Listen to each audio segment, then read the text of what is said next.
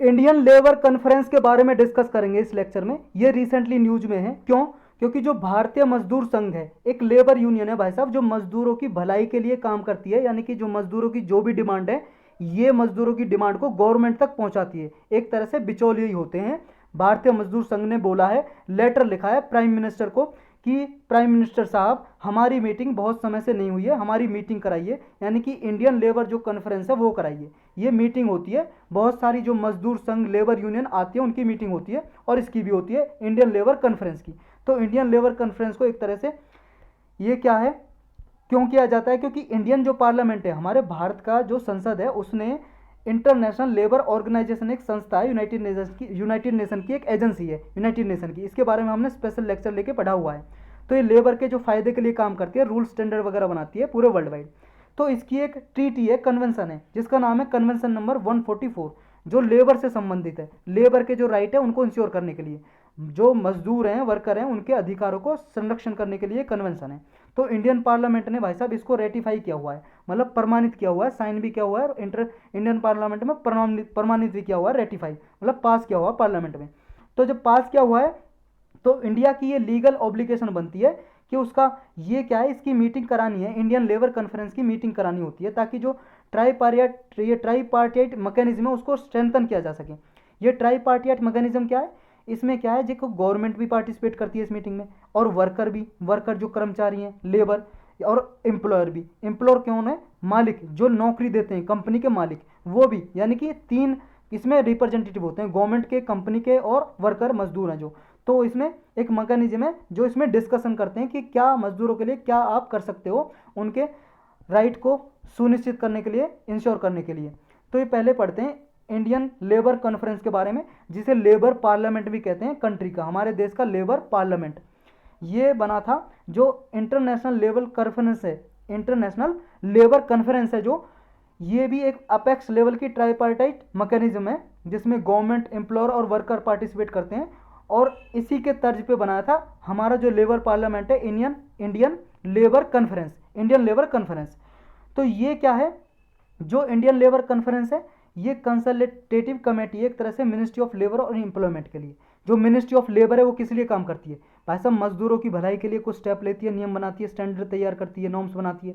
तो इसके लिए कंसल्ट करती है ये इंडियन लेबर कॉन्फ्रेंस से। ये अपनी राय देती है कि लेबर को ये ज़रूरत है, आप ये कानून बनाइए, ये पॉलिसी बनाइए, ये इससे कंसल्ट करती है मिनिस्ट्री। तो इसलिए कंसल्टेटिव कमेटी हो गई। तो इसकी कोई जो एडवाइस रही है, बस एडवाइस देती है, इसकी कोई बात माने ना माने वो मिनिस्ट्री के ऊपर डिपेंड करता है, कोई बाइंडिंग नहीं है। जो इंटरनेशनल लेवल कर ये लेबर कॉन्फ्रेंस है, जो इंटरनेशनल लेबर कॉन्फ्रेंस है, जिसके तर्ज पे हमने ये बनाया था इंटरनेशनल, हमारा इंडिया का India labour conference, Indian labour conference, इसके तर्ज पे बनाया था। तो जो इंटरनेशनल लेबर कॉन्फ्रेंस है, इसको इंटरनेशनल पार्लियामेंट ऑफ लेबर भी बोलते हैं, मतलब लेबर के लिए, मजदूर के लिए इंटरनेशनल पार्लियामेंट, संसद। ये कॉन्फ्रेंस होती है आईएलओ की, जो इंटरनेशनल लेबर ऑर्गेनाइजेशन है, हर साल होती है इसकी मीटिंग, उसी को बोलते हैं इंटरनेशनल लेबर कॉन्फ्रेंस। ये आईएलओ कराता है। अब जो ईच मेंबर होते हैं इसमें, किसमें? इंटरनेशनल जो लेबर कॉन्फ्रेंस, या फिर हमारे इंडिया की जो लेबर कॉन्फ्रेंस है, उसमें जो मेंबर स्टेट हैं उसके रिप्रेजेंटेटिव होते हैं। हर एक हमारे राज्य का जो स्टेट है, अगर इंडियन लेबर कॉन्फ्रेंस की मीटिंग हो रही है, हर राज्य का मेंबर आएगा, डेलीगेट होंगे, दो गवर्नमेंट के डेलीगेट होंगे, मतलब दो मेंबर भेजेगा गवर्नमेंट, स्टेट गवर्नमेंट की, पार्टिसिपेट करो वहाँ पे, मजदूरों को क्या राय, क्या अधिकार मिलने चाहिए, उस पर पार्टिसिपेट करो। और जो कंपनी के मालिक होते हैं, एम्प्लॉयर डेलीगेट होते हैं, एक वर्कर के डेलीगेट होता है, और कुछ रेस्पेक्टिव एडवाइजर होते हैं, जो वो होते हैं इस मीटिंग में। जो फर्स्ट मीटिंग हुई थी हमारे इंडियन लेबर कॉन्फ्रेंस की, वो भाई साहब उसका नाम था ट्राईपार्टाइट नेशनल लेबर कॉन्फ्रेंस। ये ट्राईपार्टाइट हुई थी, मतलब तीनों ने पार्टिसिपेट किया था, हिस्सेदारी ली थी, गवर्नमेंट, एम्प्लॉयर और वर्कर। ये 1942 में हुई थी पहली बार, आज़ादी से पहले। और अब तक 46 मीटिंग हो चुकी हैं इनकी, सेशन हो चुके हैं, सेशन का मतलब मीटिंग। जो अभी मोस्ट रिसेंट सेशन हुआ था 2015 में होता, उसके बाद मीटिंग नहीं हुई। इसलिए जो इंडियन लेबर कॉन्फ्रेंस है, उसने इसलिए प्राइम मिनिस्टर को लेटर लिखा है कि हमारी मीटिंग कराइए। जो इंडियन लेबर कॉन्फ्रेंस है, इसका एजेंडा कौन तैयार करता है? एक कमेटी होती है, स्टैंडिंग लेबर कमेटी, ये तैयार करती है कि आपको क्या क्या डिस्कस करना है, जब मीटिंग होगी, डिस्कशन होगा, क्या डिस्कस करना है आपको।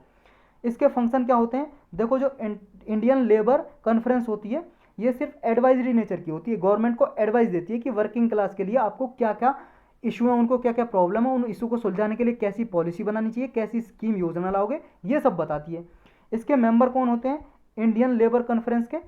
इसमें देखो सेंट्रल ट्रेड यूनियन ऑर्गेनाइजेशन से कुछ मेंबर आते हैं। सेंट्रल ऑर्गेनाइजेशन होती है एम्प्लॉयर की, जो कंपनीज की, उसमें से आते हैं। जो स्टेट गवर्नमेंट है, यूनियन टेरिटरी की या स्टेट गवर्नमेंट है, उनसे मेंबर आते हैं। सेंट्रल मिनिस्ट्री और डिपार्टमेंट से आते हैं कुछ मेंबर। तो इनसे सारे मेंबर आते हैं, तब इनकी मीटिंग होती है। कुछ गवर्नमेंट ने इनिशिएटिव लिए हुए हैं वर्किंग क्लास के लिए, मतलब कुछ स्कीम योजना चलाई हुई हैं। जैसे अभी न्यू लेबर कोड आया, एक कानून बनाए नए, 4 कानून आए। पहले बहुत सारे कानून थे, उनको मर्ज कर दिया, एक साथ मिला दिया 4 में। 2020 में न्यू कोड आए, लेबर कोड। प्रधानमंत्री श्रम योगी मानधन योजना चला रखी है। एक national pension scheme for trader, shopkeeper, self employed person के लिए एक स्कीम चलाई रखी है, पेंशन देने के लिए हर महीने। प्रधानमंत्री रोजगार प्रोत्साहन योजना चला रखी है, ये स्कीम है। अब थोड़ा इंटरनेशनल लेबर ऑर्गेनाइजेशन को ब्रीफ में डिस्कस करेंगे। देखो इसके लिए स्पेशल लेक्चर लिया हुआ कम से कम 25-30 मिनट का, वो देख सकते हो आप। ये हमेशा न्यूज़ में रहती है, बहुत इंपॉर्टेंट ऑर्गेनाइजेशन है प्रीलिम्स मेंस के लिए। तो हम शॉर्टकट में डिस्कस करेंगे। ये यूनाइटेड नेशन है, जो हमारा 1945 में बना था वर्ल्ड वाइड पीस एस्टेब्लिश करने के लिए, सेकेंड वर्ल्ड वार के बाद, कि दोबारा कोई थर्ड वर्ल्ड वार ना हो, तीसरा विश्व युद्ध ना हो, इसलिए बनाया गया था यूनाइटेड नेशन। उसी की एक स्पेशलाइज एजेंसी है और ओनली ट्राईपार्टाइट यूनाइटेड नेशन की एजेंसी है। मतलब only tripartite United nation agency का क्या मतलब है? कि जिसमें 3 रिप्रेजेंटेटिव होते हैं, गवर्नमेंट का, एम्प्लॉयर का और वर्कर का। ऐसी कोई भी दूसरी एजेंसी नहीं है यूनाइटेड नेशन की ऐसी ट्राईपार्टाइट। तो ये क्या है, एम्प्लॉयर, वर्कर और गवर्नमेंट को एक साथ लाती है। और इसके 187 मेंबर हैं इंटरनेशनल लेबर ऑर्गेनाइजेशन के, जिसमें इंडिया भी एक मेंबर है। ये वुमन हो या मैन हो, सबके लिए काम मिले और उनकी जो राइट है उनको स्टैंडर्ड राइट मिले, पॉलिसी बनाए कैसी गवर्नमेंट, ये सब रूल नियम ये बनाती है। इसे नोबेल पीस प्राइज मिला था 1969 में। नोबेल पीस प्राइज क्या होता है भाई साहब? स्वीडन और नॉर्वे जो कंट्री हैं, ये भाई साहब यूरोप है, यूरोप में यहाँ स्वीडन और नॉर्वे, इसकी अकेडमी देती है नोबेल पीस प्राइज। 6 कैटेगरी में देती है, 6 कैटेगरी में। एक नोबेल पीस शांति के लिए देती है, एक होता है केमिस्ट्री, एक होता है फिजिक्स, और एक मेडिसिन की क्षेत्र में, मेडिकल में जो कोई रिसर्च करता है, कोई साइंटिस्ट वगैरह अच्छी रिसर्च करे, कोई मान लो अच्छी प्रोडक्ट बना दे, कोई अच्छी इन्वेंट कर दे, आविष्कार, उसके लिए दिया जाता है ये प्राइस वगैरह। और एक 4 हो गई, कौन कौन सी? पीस के लिए केमिस्ट्री, फिजिक्स, मेडिसिन। एक आपका इकोनॉमिक्स में। और छठा हो गया लिटरेचर, यानी कि जो बुक वगैरह में देते हैं, बुक कोई लिखता है, अच्छी बुक लिखता है यूनिक, उसको प्राइस देते हैं। ये सबसे बड़ा प्राइस माना जाता है नोबेल प्राइस। ये क्या है, जो हमारा इंटरनेशनल लेबर ऑर्गेनाइजेशन है, 1919 में एस्टेब्लिश हुई थी। एक ट्रीटी ऑफ वर्सेली हुई थी बहुत सारी कंट्रीज के बीच में, जब फर्स्ट वर्ल्ड वार खत्म हुआ था ना, पहला विश्व युद्ध, उसके बाद लीग ऑफ नेशन भी बनाया था। ये ऐसी ऑर्गेनाइजेशन थी जैसे यूनाइटेड नेशन बनाया था ना सेकेंड वर्ल्ड वार के बाद, ऐसे ही ये बनाया था, ताकि वर्ल्ड में पीस एस्टेब्लिश कर सकें, दूसरा विश्व युद्ध ना हो। लेकिन ये फेल हो गया, क्योंकि दूसरा विश्व युद्ध हो गया, तो ये हटा दिया, उसकी जगह पे यूनाइटेड नेशन बनाया। तो ये सफल रहा, क्योंकि तीसरा विश्व युद्ध अभी तक नहीं हुआ। तो ये 1919 में ट्रीटी ऑफ वर्सेली के संधि हुई थी, ट्रीटी ऑफ वर्सेली की संधि हुई थी, उसमें बनाया गया था ये आईएलओ। और इसका पार्ट था लीग ऑफ नेशन की एजेंसी थी। लेकिन बाद में ये हटा दिया लीग ऑफ नेशन, और उसकी जगह पे यूनाइटेड नेशन बना दिया। तो पहली एजेंसी आईएलओ ही बनी थी 1946 में, यूनाइटेड नेशन की। इसका हेडक्वार्टर कहाँ आईएलओ का? इसका जेनेवा में, स्विट्जरलैंड में जगह है जेनेवा। स्विट्जरलैंड यूरोप में कंट्री है। इसकी एक कन्वेंशन है नंबर 144 नाम की, ये 1976 में अडॉप्ट की थी। इसमें यह था कि लेबर के लिए इंटरनेशनल लेबर स्टैंडर्ड बनाए जाएंगे। इंटरनेशनल लेबर स्टैंडर्ड मतलब कन्वेंशन थी ऑन ट्राईपार्टाइट कंसल्टेशन, जिसमें गवर्नमेंट, एम्प्लॉयर और आपके एम्प्लॉय यानी कि वर्कर पार्टिसिपेट करेंगे, उनके लिए नियम बनाए थे कुछ आईएलओ ने। ये इसमें था कि जो इम्प्लीमेंटेशन है उसका डेवलपमेंट करेंगे, इंटरनेशनल लेबर स्टैंडर्ड है जो भी रूल्स नियम बनाए, ताकि कंट्री अपने देश में इंप्लीमेंट करें, लागू करें।